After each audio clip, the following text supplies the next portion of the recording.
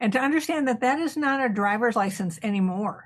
That is a federal ID under federal control that the federal government is allowing the states to use for people to use as a driver's license. But you'll notice it's not called a real driver's license, right? It's called a real ID. It is a national ID card. It's a usurpation of states' rights. It's a violation of privacy rights. They plan to digitize it. The DMV has testified to Congress.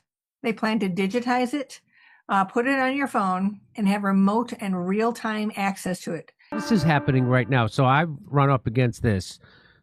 They tell you can't fly unless you have what they call a real ID. Now, I used to just use my driver's license, but that changed recently, and you have to have what they call a real ID, which is not just a state ID anymore. It's a federal ID, really. So this is really wild that we're going against what everybody thinks of America, that you don't need to have this. But here, down here, I want to read this to you. The official purpose of this. It says, the term official purpose includes, but is not limited to, accessing federal facilities. So you need a real ID if you want to access federal facilities. If you want boarding federally regulated commercial aircraft, or entering nuclear power plants. So 2 out of the 3, I'm good. And then it says, and any other purposes that the secretary shall determine. So that means they could use for anything, for any reason whatsoever at any time. Well, Jimmy, you are ahead of the crowd here.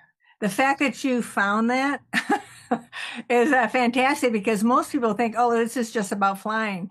Absolutely not. And that's one of the reasons we as a health freedom organization are in this battle, because we believe it will lead to no card, no care.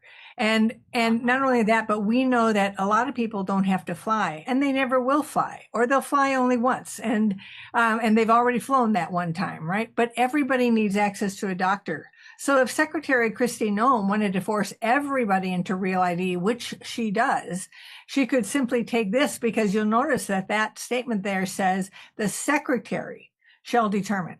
And in a rule that the Homeland Security put out back in 2008, they declared that they do not have to go back to the president or to Congress to expand these required purposes. In other words, they are expanding. They have the power to expand restrictions, restricted access, restrictions on travel.